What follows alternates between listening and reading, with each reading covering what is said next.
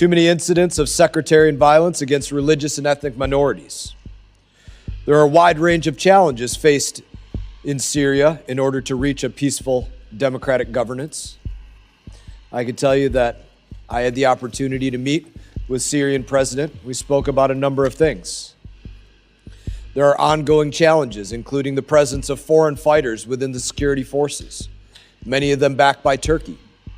We've seen the recent actions against the Syrian Democratic Forces, our long-standing counterterrorism partner and Kurdish ally. That is unacceptable. There have been actions against the SDF that forced CENTCOM to relocate 7,000 ISIS fighters from detention facilities across Syria and move them into Iraq. Also of serious concern, and we all know the current Syrian president is a former al-Qaeda fighter. These are all serious points of concern. When I met with President al-Shara last November, I asked him very directly, why are he and I no longer enemies?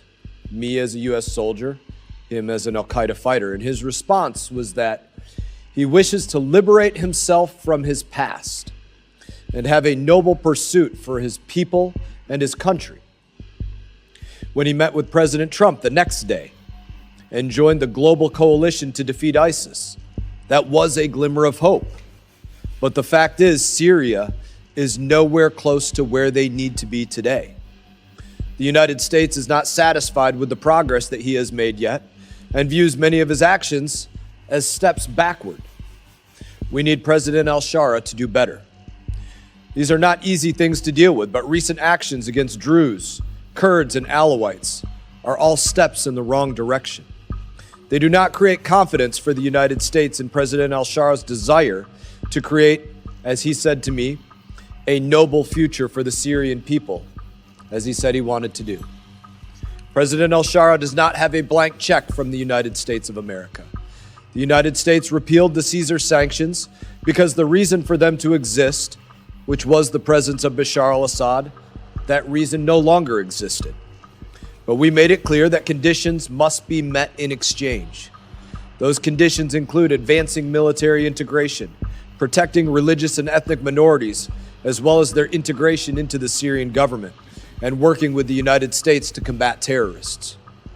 Congress was pleased to see the recent integration deal signed by Syrian President al-Shara and SDF General Mazloum, whom I was happy to meet with in this past January, which was a step in the right direction. But this is the third of its kind to be signed, and the United States expects action, not empty words.